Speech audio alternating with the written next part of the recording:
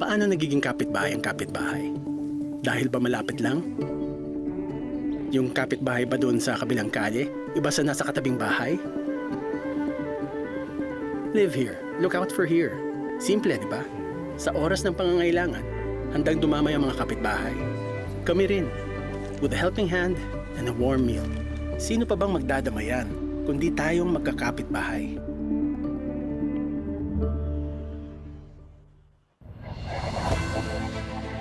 We are now entering week 8 of quarantine. The last few weeks have been absolutely disruptive. For now, we open the program by staying informed. These cases and deaths that are reported are just a tip of the iceberg. 91 to 94% of people that die from COVID have an underlying condition. This pandemic has definitely paralyzed our economy. The best time, I think, to innovate or create something is out of need. I go, I'll help you. I go, let's, tulungan. We call them our frontliners, but they really are the last line of defense. We were all exposed because we were very careless and we were taking it lightly. This segment is brought to us by Toyota because they want to champion the nurses in our community. Gratitude for properly honoring the dead, and then also people that are working to keep everybody alive. When I first saw Kim call for his mother, obviously it breaks every mother's heart. So we stand in solidarity with our African American brothers and sisters. We need to pivot the storytelling. For myself and my husband, this is the new normal. We're filming here on our front yard. What do I know about coronavirus? Everyone's home because we have to stay safe. I hope you guys learned fun things in quarantine too. We are celebrating our 3rd year. Very grateful that you have chosen to spend time with us. We're experiencing a syndemic. Gone are the days where we can just sit idly and be quiet. What we're trying to do is fill this time with good memories. So there's an opportunity there when you get to this place, of being stripped down. I'm your host, Janelle So, and this has been So Janelle. Kapag na-diagnose ang bata ng seryosong sakit, lahat nagbabago. And if you have to travel for care gaya ni Sam, may pababago rin sa tahanan. Pero kasama ng donations ninyo, nakatulong na ang McDonald's sa Ronald McDonald House Charities to keep families together, tulad ng kay Sam, for more than 40 years. Kaya hindi lahat ay nagbago para kay Sam na may cancer, o para sa kapatid niyang si Liam na wala nito.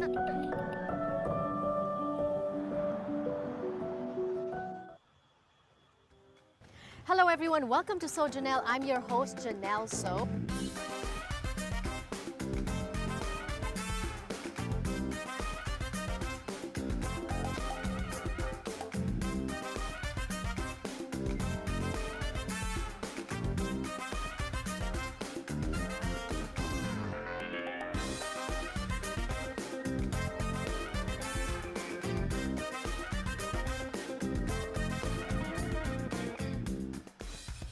Wag lang kayong mag-give up. Wag lang kayong mag-give up. Kahit na anong trabaho pa yan. Do your best. Ikaw dapat yung maging best. So important to be grounded. Be humble. Be loving. Always equip yourself with love. I was just like crying at her and she's like, did you get it? I'm like, yeah, Mom. In terms of emotional fulfillment and things that I feel I can bring to the stage and screen, they've helped monumentally. I love that I get to spread joy and happiness around. The warmth and the kindness and the camaraderie and the love that was shown for it make you feel better about yourself. I've been doing this for full time for only about 1.5 years. It's been a growing process. Yeah, just break them apart and then use it as a bed. I brought a little Filipino flavor down here, and his brother.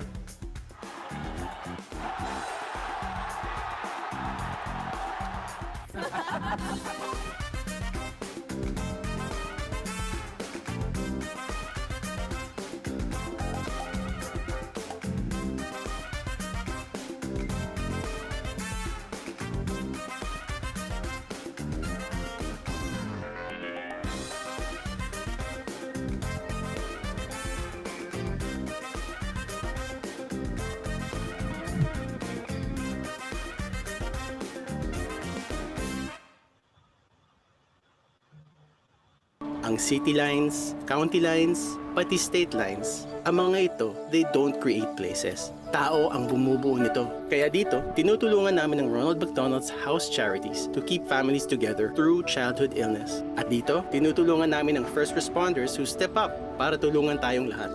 Ito ang pagkakaiba ng pagiging naroon sa komunidad at pagiging bahagi nito.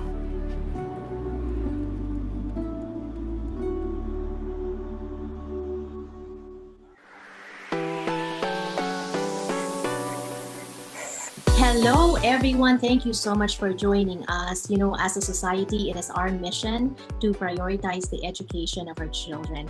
And that's why we're gathered in this meeting, excited, engaged, and hopefully, after our discussion, empowered. What would your advice be to women that are starting their own business? So make sure that your product is very, very good and very, very effective. And when people use my products, I would have a walking advertisement in that person. At the end of the day, you really have to rely on your own intuition and on your own narrative. Pleasure and kindness to yourself and to other people. I think it's a part of doing great business. So there has to be some purpose in why you're getting into a business. Somehow your faith will kind of be your compass.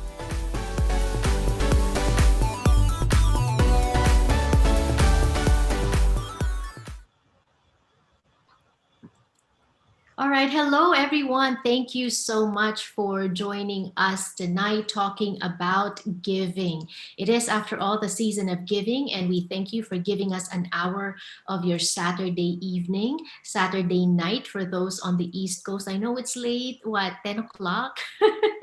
Thank you for staying late with us or for us. And also to those joining us in the Philippines, 11 a.m. Sunday morning in the Philippines. Have a blessed Sunday to all of you.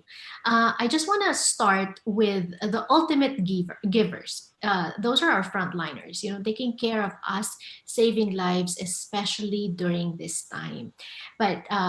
And so that's why this is a time when communities are coming together to take care of our frontliners, right? And that's why we also laud this global brand. When we hear of McDonald's, we hear of Happy Meal, but we don't always know that they not only feed the community, but they also foster the community. Let's watch this.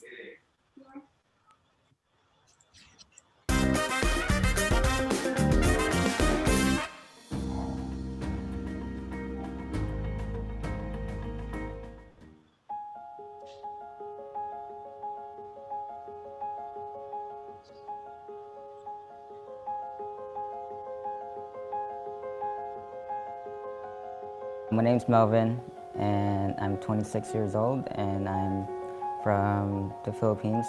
What I wanted to do when I grew up was definitely wanted to help people. I think at one point I wanted to be a doctor. He decided to take a nursing course, and thank God he became a nurse.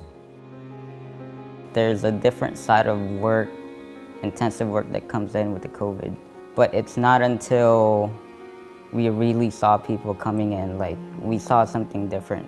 That's when we realized like this is a real thing. COVID-19 is real. When I realized how serious COVID-19 was, I started thinking about my parents. I didn't want to take the chance of coming home with COVID-19. He doesn't want us to be exposed. Without we knowing, you know, Melvin is also worried. This time is for us. And I moved out. I rented an apartment, but I told them that this was for their safety. In the beginning, they were hesitant, especially my dad. I know he didn't want me to move out. I and Melvin were very close. I miss him because he is always by my side, you know. We're worried for him because his duty is from 11 a.m. up to 11 p.m. Sometimes I know that he doesn't have any more time to cook. One time, I came home and I didn't want to cook. I was just too tired. So I went back out. I went to McDonald's. I went to a drive-thru. I just showed them my badge and they realized I'm a frontliner, and they offer me hot meals. So it's nice to have a hot meal after a grueling shift. So I'm very thankful to McDonald's. Even though we cannot prepare food for my son, McDonald's is here to attend to the needs of our frontliners. Looking back at the decision I made back then of becoming a nurse and what we're facing right now, the pandemic, I feel like I definitely made the right choice, because if there's no one to help, who's going to help these people? Like, I just get that feeling of selflessness that I accomplished something by helping someone, and I guess that just, it makes me happy when I do that.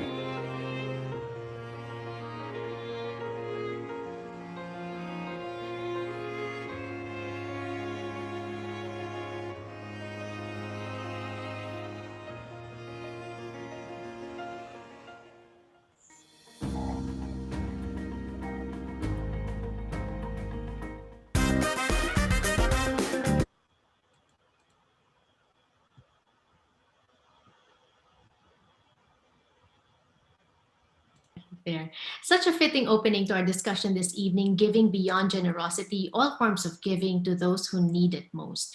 Before we introduce our panelists, we now direct your attention to our digital etiquette review. We just have to make sure that we are being respectful of others. For registrants, please use the chat box to ask your questions to our panelists. We will try our best to get to all your questions. Also, let's build up one another. Let's help keep our Zoom space safe so that everyone can share their questions and comments respectfully. Now, let's meet our panelists. Ayesha Vera Yu was recognized as a young global leader by the World Economic Forum, but you'll never hear it from her. She's very humble, very giving as well. But you can always observe that she is a young global giver. After helping a lot of people make a lot of money as a 20-something investment banker in New York, she went home to rural Philippines to take care of her family's small rice farm. After meeting communities that are so innovative, having amazing talents, brilliant ideas, and hustle like no other, living under $3 a day, Ayesha ended up creating Advancement for Rural Kids, or ARK, a nonprofit that helps feed and get rural kids back to school, create new income with their families, and inspire their communities to invest in themselves. One thing that I'd like to point out, and Ayesha is going to explain that to us later, is that did you know that the farmers who feed us are actually going hungry? The farmers and their families. So that's the oxymoron right there, right? We're going to be talking about that later. Some people give money, some people give time, some people give a family, a home, and a life. All these are manifestations of love. Mariah Oka of the Asian Foster Family Initiative in California, KFAM, helps more people give by giving more of herself. She is a social worker by education and profession. Mariah is also an organizer who loves to care for the elderly, children, and even plants. Let's meet Mariah Oka, a woman of wonder and a giver to learn from. Hi, Mariah. Thank you for joining us. And last but not least, Ana Oposa came from a family of earth guards. Her father, Tony Oposa, is a lawyer to the environment. And when there are cases of abuse, Ana takes a stand, even as a child. Ana graduated from UP Diliman, then obtained her MSc in Conservation Science from Imperial College in London through the support of Chevening Scholarship from 2014 to 2015. She's a founding member from the World Economic Forum's Young Global Shapers Manila Hub, and has created and led a number of campaigns and projects in shark conservation, waste management, and environmental education. Anna has worked as a consultant for the Asian Development Bank, Oceania, Marine Wildlife Watch of the Philippines, and the UN Development Program. Everyone, please welcome Ana Oposa. Hi, Ana. Okay. Thank you guys for joining us, and thank you for making time. I guess the first question is, you know that this is the season of giving, and you give so much based on what you're doing for a living, what you're doing as your profession. So we'd like to learn from you. How do you define giving? Let's start with Ayesha.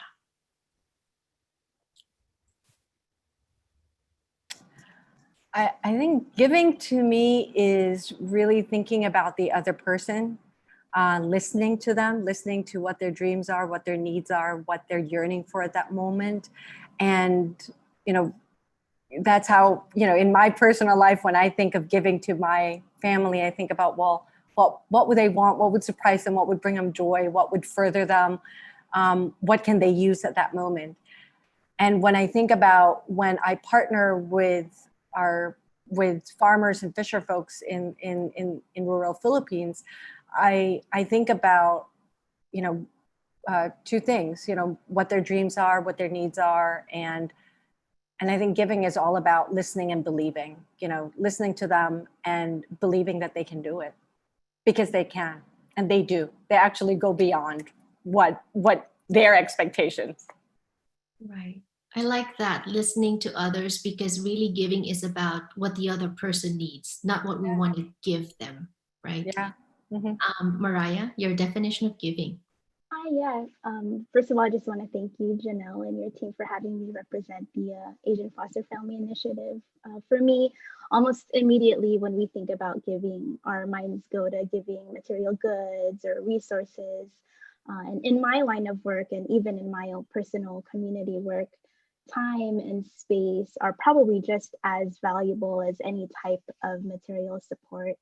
But aside from the gift of time and resources, I think giving encompasses the impact of whatever it is that one is able to contribute. And it's also the recognition that there is inequality in the world, right? And giving is the act of remedying that. That's good. We should type that up as a quote. Inequality in the world, and giving is an act of remedying that. I like that. Anna, go ahead. Hi, so thanks for having me here. It's so nice to share a panel with Mariah and Ayesha. And just want to build on everything they said. I agree with everything that they said, but also for me, giving is about sharing. So sharing what you have, because you cannot give what you don't have. And it's not just material things, and but of course it's also time, but it's also your knowledge and listening, like what Ayesha and Mariah also said. I find that in my work, people or the communities that we work with really value the time and knowledge and the knowledge exchange that happens between us and the communities. Right. So go ahead, introduce your organizations to us, and what you do and what inspired you, and just any background that you can share. Ayesha, let's start with you, because that's one of the main thrusts, one of the main takeaways that I had from our run through yesterday, is that these farmers, they're the ones who feed us, and yet they're the ones that are going hungry. And that's sad.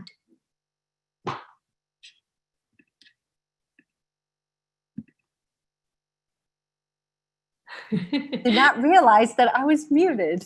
I want to go back to what Mariah said about inequality and just injustice. And I think, that was one of the things that is just not right? That people who are feeding us are struggling to feed their kids and send them to school. And I saw that when I invested in my family's farm. Prior to investing in the farm, I was an investment banker. I've literally looked at and funded and capitalized so many different businesses and industries. Yet I found farming, particularly, small acreage farming, to be one of the hardest things to make successful, to make work. Because as a farmer, you have to not only know about biology, because you have to know your soil, you have to understand weather, you have to understand, all the inputs that you're creating, and in creating a self-sustaining and a closed loop cycle. Oh, and then you have to be an entrepreneur, because you have to sell those goods. So you have to wear so many hats. Yet our farmers in the Philippines, they, for the most part, drop out at the age of 10 in the third grade, and they don't get much support in terms of capital, and the resources that they get is also quite limited, right? So the other thing that I also realized having invested in the farm, is chemical farming really did us in. And what I mean by that is it's like a whole new colonization. It became a whole new corporate colonization because chemical farming, especially the use of pesticides, breaks that cycle of self-sustainability that's actually embedded in farming. Because farming, prior to the advent of synthetic fertilizers and pesticides, whatever is an output in one element becomes an input in the other, right? So my grandparents in their farm, in their paddy, had 4 things. There was fish, there was ducks. So the shit of the ducks and the fish fertilized the soil that grew the rice. And there were vegetables all around. And so when you think about a farmer, yeah, my grandparents were not like millionaires, like they were not driving like fancy cars, but they were able to feed their family. They were able to send all their kids to school, even to college. And they had a full plate. There was rice, there was duck, there was fish, there was vegetables on that dinner plate. But once we used pesticides, that erased everything. And what I mean by that is the pesticides kills everything in the soil that lives in the soil, every living thing. And so we've now forced farmers to just have one crop. And they buy all these fertilizers for that one crop. And I think many of us here know enough about business. You can't really live off just one crop. You just can't, right? I mean, just think about that. Philippines, we get 20 typhoons a year. Forget it. You get a crop in, you're done, right? Umutang ka na to buy the seeds. Binagyo ka pa, ano pa ma-harvest mo? And if you don't own the land, you have to pay the landowner their share, right? Mm-hmm. So it's all of these things, and chemical farming really, really dug farmers deeper into poverty. They were not well off. It wasn't like a good situation before that because of the inequitable situation that was happening in the rural areas where you only had one kind of buyer for all these crops, but chemical farming really did it in. And so when we saw this and I met parents and teachers in the school, this is now 11 years ago, I realized that all the parents, they all share the same dream. They all want to get their kids back to school. They all want their kids to finish school. And they want to feed their kids. And I also, for me and Jerry, who also co-founded Ark, we come from very modest, families, and we got to we've attained successes in our careers because of 2 things. One, our parents invested in us. And second, what they invested in was education. And that enabled to open doors.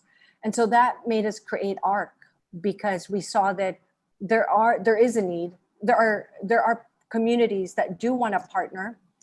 And so we partner with those communities who are determined, who invest in themselves, and want to secure their food, want to get their kids back to school, and want to be on a self-sustaining path. And we started that initially with a 5-cent Ark Lunch or school lunch. It's the only lunch in the world that parents contribute to day one and fully fund on their own after 3 years. It's completely self-sustaining. It's vegetables and protein. It solves malnutrition. It gets kids back to school. It buys 100% from the parents and the community, creating a whole new market in the village. And we've served 1 million lunches prior to the pandemic, and we were getting ready to scale that throughout the Philippines. And then the pandemic happens. And so we rerouted after the pandemic. Okay. I'm gonna stop you there because we're gonna talk about pandemic as well later. But I want to go quickly to Anna because it is related. What's happening with the farmers, with the synthetic, with everything chemical farming, is affecting the environment. Anna, then now this becomes your turf. Go ahead, introduce the disease to us. So Say Philippine Seas began as a social media campaign back in 2011, and it was initially a response to a large-scale illegal wildlife trade. So we found out that, you know, poachers were taking corals and turtles from us and export or planning to export them to other countries. So at that time, I had just graduated college. I majored in English, which already gives you a hint that I had no plans of going into environmental conservation. But my dad's an environmental lawyer. So growing up, I guess you could say that I received my environmental conservation degree from the dinner table because every day we would just be talking about different environmental issues. And I, learned all about the environmental laws. So when that case happened, it was just like a hobby that I wanted to pursue while applying for a real job. And so Say Philippine Seas was a Facebook page, a Twitter account, and then 2 years later, it became an NGO, a nonprofit. So we're actually turning 10 years old next year. And we focus on shark conservation, as you said in your introduction, shark conservation, waste management, so pollution, especially marine debris, which is the trash that we find in the ocean, is a big focus for us, and environmental education. So we work with a lot of young people and educators, like teachers, to capacitate them to be able to teach environmental education. Right. Thank you for that, Anna. And then I'm going to go now to Mariah because it is important to save the environment because that is the future. And that is the future of our children. I know, Ayesha, you have a son. And how many kids do you have? One, just one son. I have two. I have a daughter and a son. And this is why we have to take care of our children as well. And that's why when Mariah with KFAM came to me with this problem that I didn't know, did you know that there are more Filipino children in need of foster homes in the LA foster care system than any other Asian ethnicity? And Mariah will tell us more about that. Go ahead, Mariah. Hi everyone, I'm Mariah. I'm a social worker for the Asian Foster Family Initiative, also known as AFFI, and we operate primarily in Los Angeles within a nonprofit known as KFAM.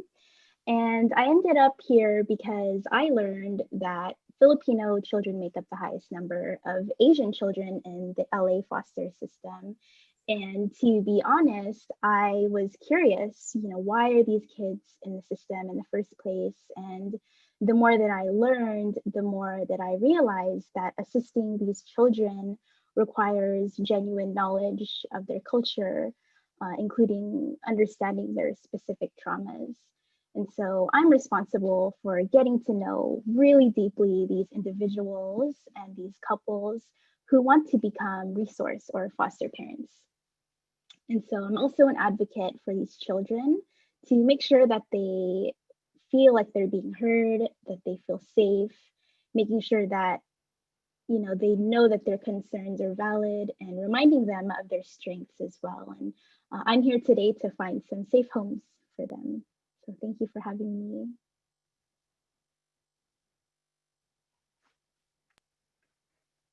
Ayesha kind of started that earlier during her introduction.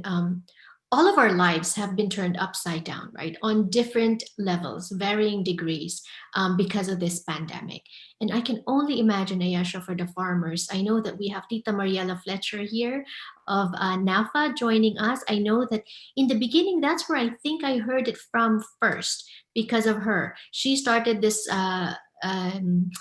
drive called Tulong Sulong, where she was talking about how the farmers in the Philippines were struggling because they couldn't sell their crop because there was a very strict quarantine. Is it you call GCQ? Quarantine something? Community quarantine, right? Go ahead, Ayesha. So with rural Ark, how did the pandemic affect your operation? But then give us an overview of how it furthered the inequality that our farmers were grappling with. Yeah. So when I think they call it enhanced community quarantine or ECQ, that was really severe because, if you were, no one could go out, right? For the most part, unless only one person from one household could go out. And then when they relaxed it, then it became anyone under 20 and everyone above 60 could not leave their homes. So it's very severe. Schools were closed, still closed. Like you mentioned, for many farming communities, they could not, they really struggled to get their harvest out. And we heard from our fishing communities, especially those in Coron, that, the price of their catch really reduced because, the people that were buying from them couldn't buy. And so there was really a disruption of both food and income. The other thing too that people don't realize in the Philippines is that even though it's a farming community, vegetables come from provinces and islands far away. And it would boggle your mind. You're like, wait, you have land right here. You know how to farm. How come you're not farming your vegetables? How come it's coming from Iloilo that's 3 hours away? You're like right here in nandito ka na sa bundok. You have to wait for vegetables there. And so what the pandemic also highlighted is how inefficient, and talk about a bad carbon footprint, how we delivered food, and how we secured food. And so when the pandemic happened, we started talking to our partners in the community. The village captains were very scared that the hunger would rise and that strife would follow. And so we quickly pivoted with them. And what we did is we created feedback and launched it in June. And what it is it's a neighborhood vegetable exchange. It's once a week for 8 weeks. It guarantees a market for all of the families who are participating. It guarantees them a market to exchange or sell their vegetable.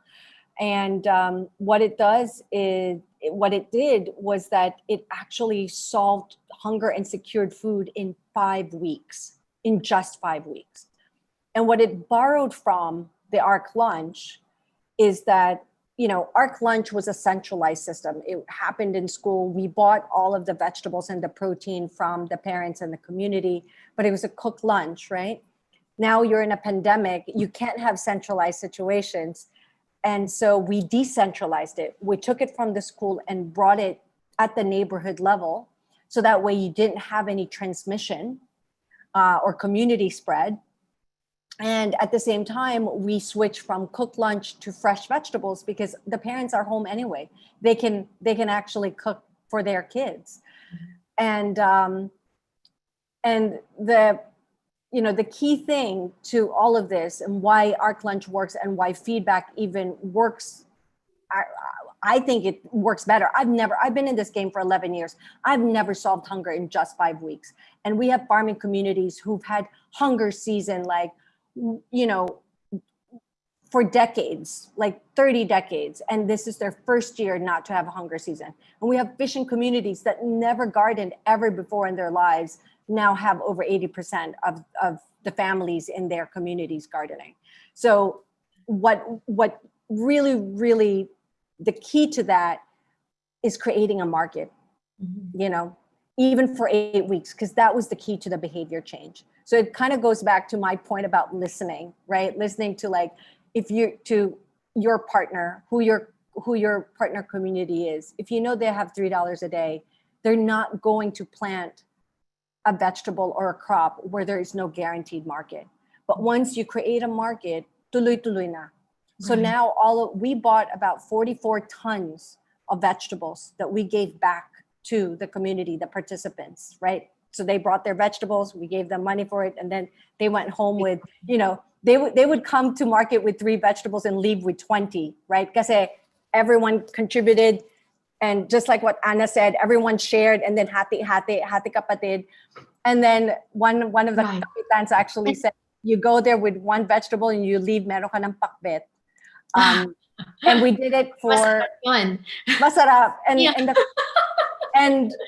what's great about it is even though tapos na for the first wave of partner communities, now they've actually started ventures. They're selling to each other from that excess food. They're selling to nearby barangays, and the excess vegetables are now the inputs to the food ventures that they're creating. And it's costing us $55 per family to secure food for life. Right. And I love that. So that's basically the beauty of COVID. You know, when you think about the year 2020, there's a lot of losses. And I've been saying this a lot. The thing that stares you on the face is loss of lives, loss of income, loss of jobs. But this is good, Ayesha, because through Ark, you're able to create. So this is actually a gain. And I'd like to go to Anna now, because they're saying too that because people were home, it was a win for the environment, because the environment had a chance to actually recharge, ano ba yun, refresh, or recharge. Is it true? Tama ba?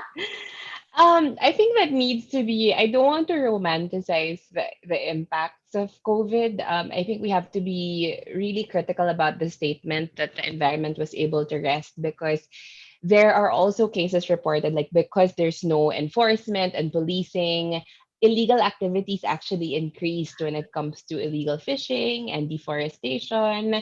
And then our consumption of plastic has increased because we're having, or disposables in general, because we're having a lot of things delivered. E-commerce has increased. You know, there's carbon footprint coming from all these deliveries as well. So there's no way really to tell like the cost benefit analysis of what's been happening, but we just have to be very critical and think about how it's not all perfect. Like, just because we didn't get to travel, it doesn't mean, or that activity has reduced, it doesn't necessarily mean that the planet has healed. And also because we've done a lot of things to destroy our environment, and it can't be healed in just 9 months, you know? Yeah. Right. I don't mean to sound like a Debbie Downer. No, this is good, because I've always thought that. And this is good because you're giving us the proper perspective for it as somebody from there, so, you know, an environmental advocate. Now, because this is a show about giving, I'm jumping now because we have other people joining. It's easy to give to the farmers, Ayesha, you know, donate to the farmers. Mariah, it may be easy to give to the foster children because, you know, learn, maybe consider becoming a foster family. And I'll get to you, Mariah, on that later. But Anna, how do you give to the environment? We give to the environment by taking care of it. You know, I think what's weird, what I find strange about what I do is like people are like, oh my God, you're an environmentalist, galing. And it's like, but everyone should be an environmentalist because all of us need clean air, clean water. So why is it that what I'm doing is extraordinary? So the way that we do that is being mindful of our lifestyle choices. It's about, you know, understanding where our food comes from, and this is tied to what Ayesha's doing. It's about being mindful of how we live our lives, how much we consume, and how much we dispose. And those are the ways that we can really change our lifestyle. I mean, my lifestyle isn't perfect. I think, you know, zero waste or like living a minimal impact lifestyle is all about progress and not perfection. There's a misconception that, you know, I'm like a zero waster, or like I don't eat meat, or, you know, I mean, but I also live in this world where that's reality. So for me, it's just being more mindful of the choices that I make, which everybody can do. Right. And I want to tie this in with Mariah. The thing with Mariah is she's taking care of foster children in the LA foster system. When we talk about, when Anna says about the choices that we make for the environment, unfortunately, these children don't have those choices. These children, their parents are making the choices for them. Bad or good choices, and they end up suffering. Mariah, we have a question here, and that was also my question when I first heard about this, that I didn't realize, because, you know, Filipinos were known to be nurturing, diba? We're known to be family, ate, kuya, tito, tita, even if you're not blood related, your auntie, uncle. So it's hard to fathom why there are more Filipino children in the LA foster care system than any other. Why do you think that is? In your experiences with them talking to the parents, why do they end up there? Right. So I'll just throw some numbers at you, but I hope I don't lose you. So at any given time of the month, there's about 650 Asian Pacific Islander or API children in LA County's foster system. And of that 650, a third of them are Filipino kids. But I did want to bring us back to right here and right now, where we're in a pandemic, and the stress that that puts on families is very unprecedented. Right now, add that stress onto a family that probably wasn't making much in the beginning and they lose their income. It's very traumatizing for an entire family, right? And that could lead to many things, especially if parents don't have the appropriate or healthy ways of coping or managing that stress. And so this can lead to various reasons why children are removed from their homes, whether we're in a pandemic or not, right? So did parents not have a babysitter while they're looking for a job? So that can be known probably as neglect. Are their living conditions slipping? Has the extreme stress dwindled to, physical violence, also known as abuse or domestic violence? And, that separation, being removed from your family in and of itself is very traumatic. And I also wanted to add another thing to consider is the Western standards of parenting that immigrant families are expected to understand and practice, right? So in addition to assimilating to an infinite list of Western practices, right, these immigrant parents may be possibly unaware that their current practices are possibly unconventional here in the US. And so we know that most times these parents just need help. And so part of that fostering process is to help these birth parents work on themselves. And today we're talking about giving, right? And part of the fostering process is giving an opportunity for these birth parents to improve themselves and giving kids the safety and stability through their resource foster homes, right? And so this is the role of resource parents. We call them resource parents now, and is giving these birth parents the chance to do better. And, obviously anyone with the resources and willingness is capable of fostering and opening up their homes to Filipino or API children. However, when we look at where these children are coming from and what they're coming with, which is trauma, right? Our goal is to lessen that traumatizing experience with a home, faces, food, smells, and sounds that feel familiar to them. Right. I don't know if I may share. A friend of mine has shared with me, Mariah. So she's a resource respite foster parent, meaning if the foster family can't or they have something to do, then she takes over the case. Just to give you an example, this is to answer that question: where do these children come from?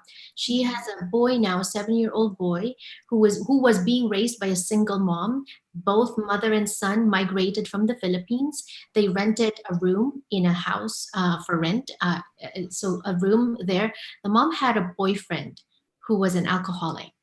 So apparently the mom would leave the child in the room by himself for days. The child wouldn't know when the mom would come back because the mom would be with the alcoholic boyfriend. So cases like that. And my friend was sharing, she's taking care of this boy now. The boy doesn't know how to poop on his own. The boy at 7 still wears a diaper. He has regret. Because he was forced to hold it in, keep it in, because he didn't know when his mom would come back next. If he pooped in his diaper, like he didn't know when he would be clean. Things like that. And it's really quite sad. And that's why we're having these conversations, because we want to know how we can give from where we are, which brings me to that question. How do we give from where we are? Let's start with Anna, because this is actually, you know what? Let's start with Mariah. How do we give from where we are? Because also at the same time, Mariah, we have to understand that being a foster parent also entails a lot of commitment and dedication, right? So for people that are not ready to take that step, how do we give? Yeah, totally. So I would say, start with where you are, whether it's in the foster care, helping out foster children or not. What is your community? What does your neighborhood need? I think everyone has the ability to create change. So how you can help, how can you lend your resources or your networks? If you are in LA, please connect with me and we can help spread the awareness about the need for more Filipino resource families. Invite us to your church, your book club, whatever it is. Our Filipino outreach team is just 2 people right now, so we need as much people power from volunteers and community members. All right, we see a lot of people here that are from LA.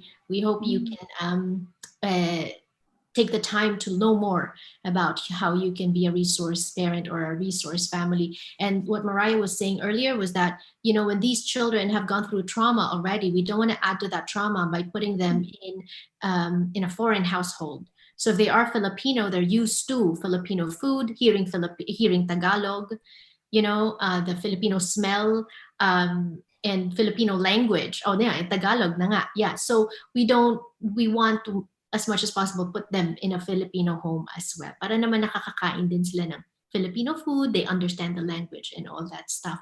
But Ayesha, how do we give from here?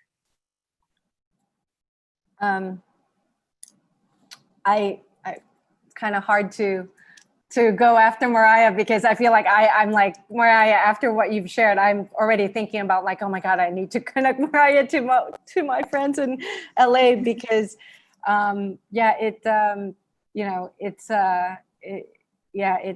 a tragedy. And I think we should, you know, to what we said earlier about kids being the future, to however way we can help with your effort, I'm there.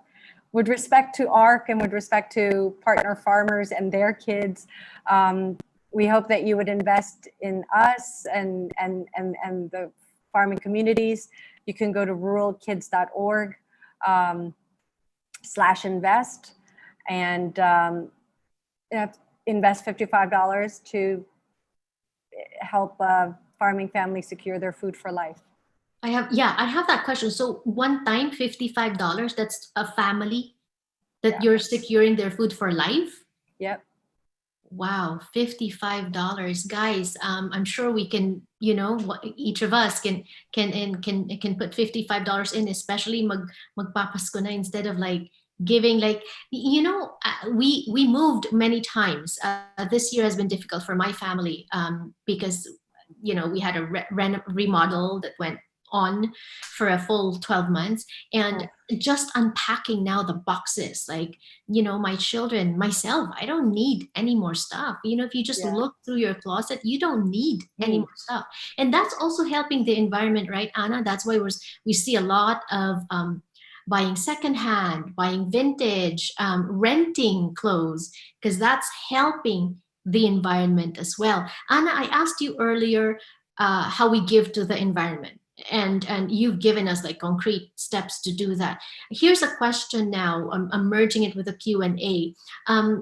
Is it hard to start a nonprofit foundation in the Philippines? And let's say we want to create a foundation in memory of a loved one who passed away, so we could continue her legacy of giving and empowering Bajau women and families in coastal communities. What are the basic requirements needed? And does it entail a lot of paperwork? Yeah, that's a really good question. And you know, when I started it, I was 23 years old. And it's like no one teaches you how to register an NGO, you know? So I had to seek guidance from like accountants, from friends who run their own NGOs. And yes, there's a lot of paperwork, there's a lot of bureaucracy. I don't know how COVID has affected the procedures, because I think in the last few months, there's been effort to our government to shift to like digital processes. So maybe it has changed, but you need to register at the Securities and Exchange Commission. You need to register with the Bureau of Internal Revenue. Then you need to create a bank account, and then you'll have to print receipts and invoices and all of these things. So it's actually, and every year you have to, of course, file your taxes. You have to submit your audited financial statement. So it's really good to read up on it and really talk to people who are running their own NGOs, so that you get in like insider tips, because when you just Google it and look at the requirements, I feel like it's not very accurate, and they don't tell you how much time it takes. And if you can afford it, hire an accountant to help you, because rules for NGOs are different from like rules from small businesses and corporations. So yeah. What about you, Ayesha? Do you have thoughts on that? You're nodding your head. I was just thinking earlier about how you were explaining doing the communities and all that stuff. Like, how were you able to do that from New York? Oh, that's another call. So to the person who's asking, it is a lot of work. So ARK is a 501c3 nonprofit here in the US, and we are also an SEC non-stockholding foundation in the Philippines, and we're now about to go for our PCNC status.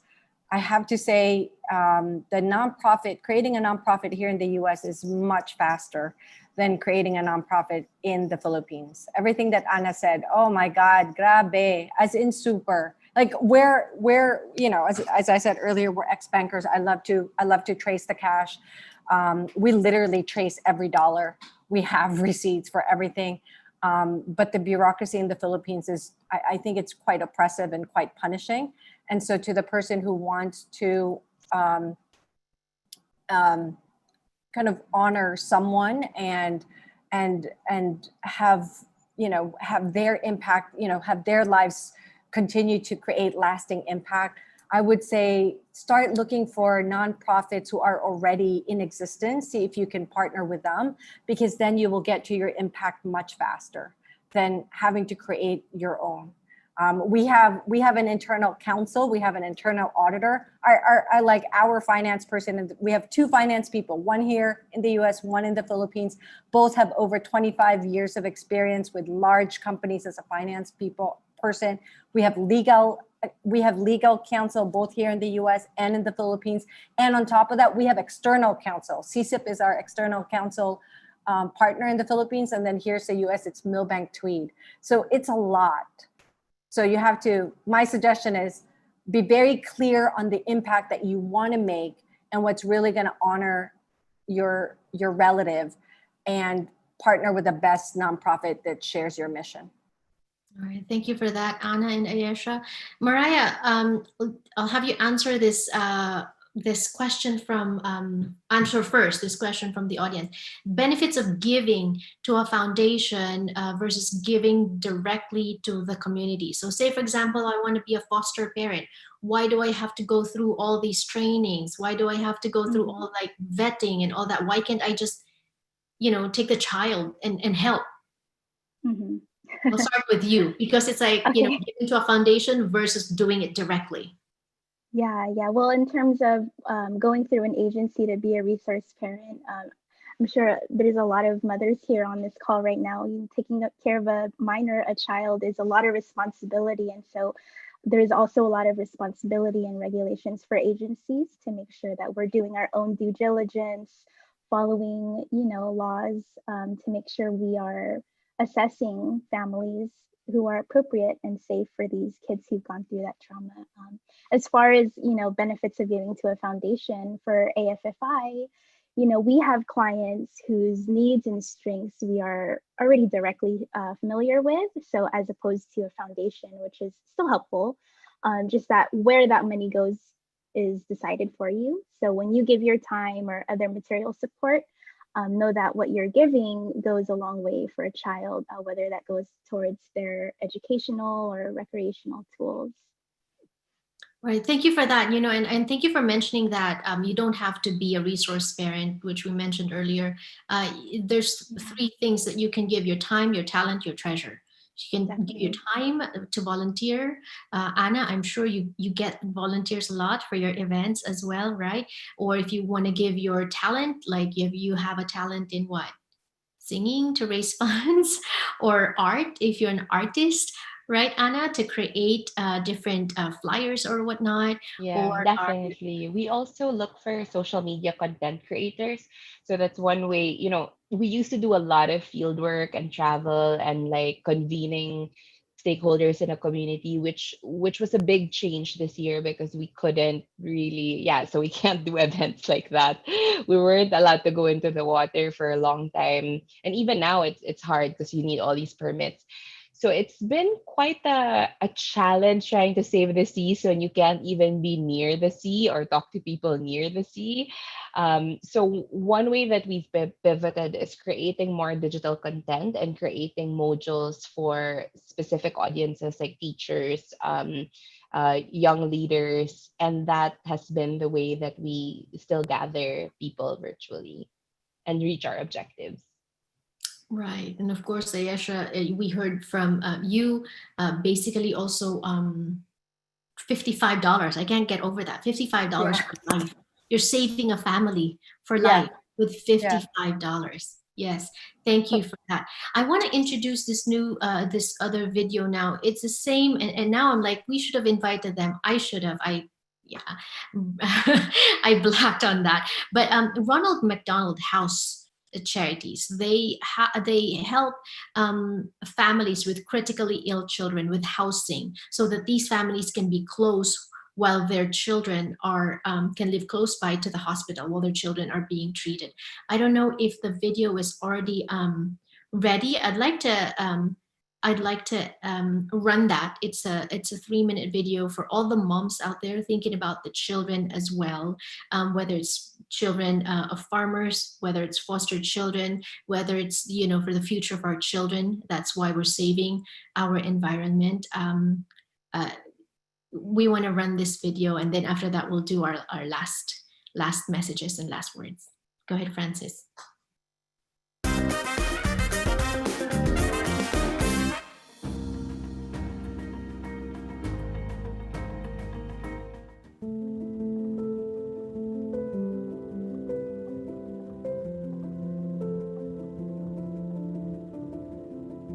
When John and I first got married, one of the first things we knew that we wanted to do was have a family. On the occasion of our first daughter's first birthday, actually, we learned that we were pregnant with our second baby. But that joy was kind of turned into sadness, having learned very early on that he was diagnosed with a rare condition known as trisomy 18. Most children with trisomy 18, it's very rare that they even make it to birth. Gerard, as we later decided to name him, was my child, and I was going to see it through. So on September 28, 2016, Gerard was born. We learned while I was in recovery that there was an opportunity for my husband and my eldest daughter to stay at the Ronald McDonald House, which is literally around the corner from the hospital. And I thought, well, what a great idea. That way we could always be close to Gerard and I could still see my other daughter. The Orange County Ronald McDonald House truly became like another home for us. There's just such a warmth that you feel from being there. It's such a comforting thing to meet other families that are also going through different challenges with their children in the hospital.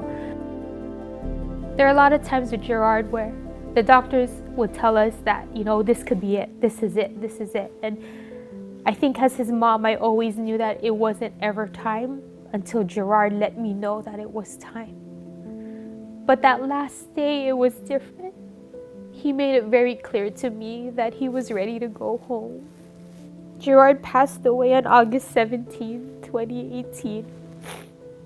He died peacefully in my arms, and my life will never be the same.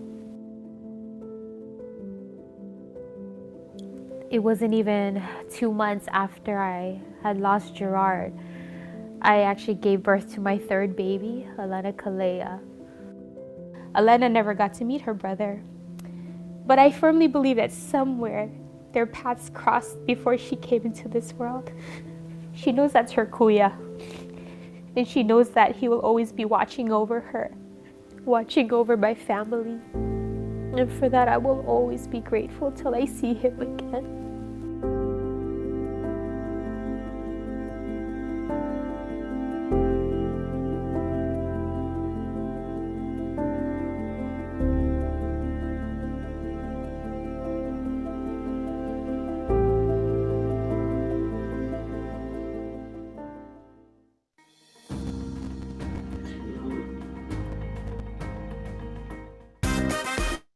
Thank you. Thank you so much to McDonald's for fostering community in that way, and also for partnering with Janelle So Productions, with So Janelle, for giving us the chance to share stories like that and bringing it back to fostering community. This is what we're doing now. We're fostering community. We're supporting each other, trying to learn from each other. And the question is, how can we help you? Right? We've heard from Ayesha, from Mariah, from Anna.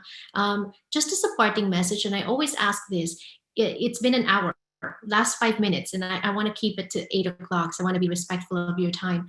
If we will forget everything that was said in the last hour or so, what would you want us to remember? What's the main takeaway? Let's start with Anna, Mariah, Ayesha. I can start. If there's just one takeaway that I want people to remember is that you can save the seas and you can take care of the environment from wherever you are. You don't have to be a mermaid like me. You don't have to run a nonprofit. You can definitely just start by being mindful of your choices and see how your decisions every day make an impact on the environment and make changes from there. So aim for progress, not perfection. I love that. Aim for progress, not perfection. But you know what? Another time I blanked. I should have brought my daughter here. She would have been delighted to meet a real life mermaid. Thank you, Anna, for everything, for tonight, and for everything that you're doing for our environment. Go ahead, Ayesha. I would like people to remember that they can give by co-investing with people who are investing in themselves. And it's the best way of giving because it's lasting. And it's also, it's lasting because when you put them on a path where they can stand on their own, it just keeps giving back. And not only do they give back to themselves, they give back to other people. I like that, Ayesha. And we know that we're giving, but then at the same time, we think that we're giving this much, but it goes a long way, right? We're giving so much more because they're receiving so much more. Go ahead, Mariah, with your parting message. Yeah, sure. I know not everyone is going to be ready to be a resource parent, but if you want to be a volunteer, a mentor, donate your time or resources, just know that whatever you can give will go a long way for these children, even just spreading awareness of this issue. Because not a lot of our community members here in LA know about the need. I also just want to throw it in there that I'm so honored to share this space with Ayesha and Anna, doing such important work on the East Coast to the homeland. I myself come from a family of farmers.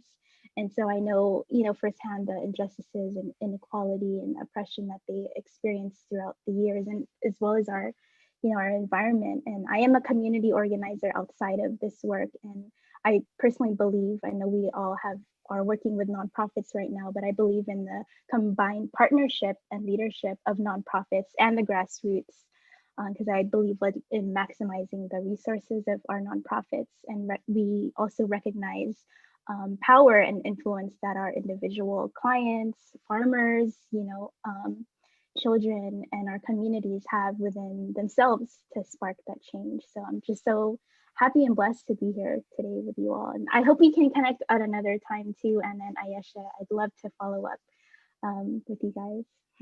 Likewise. And Janelle, thank you so much for this. It's such an honor to be with everyone on this call, with Anna and Mariah and you. Thank you as well. Thank you to my team. They've worked so hard to put this thing together. Meryl, Bituin, Carissa for introducing all of us.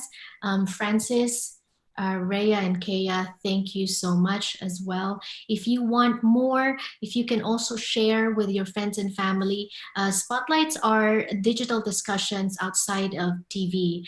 We have our weekly lifestyle show called So Janelle on TFC Lifestyle Network, and soon on ANC as well as LA 18 here in Southern California. But TV airtime is always limited, and that's why we decided to have this digital discussion, and we keep it to 1 hour, so that we are given more time to dig deeper and dive deeper into different topics. So to all the participants, thank you so much for giving your hour to us. And we hope that, like what Ayesha was saying, Anna was saying, we think that we're giving, but we're also getting a lot in return. And we hope that you guys got inspiration and information from tonight's conversation.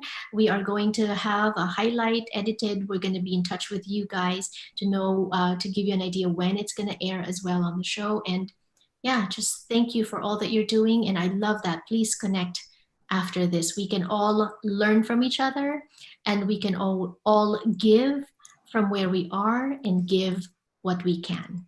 Thank you so much, guys. Thank you. Thank you. Thank you. Bye. Bye. Bye.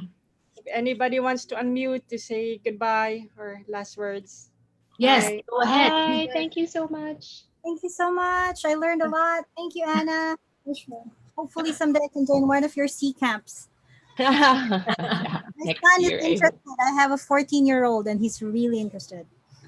Nice. And I see names, Gennaro. Thank you so much for joining us. I hope you learned something. Longtime friend of mine, as well as Ruben. I miss you guys. AC is joining us. She's a producer from shows in the Philippines. Tita Mariela, of course. Tita Mirna. Thank you so much for joining us. Thank you, guys. I hope that this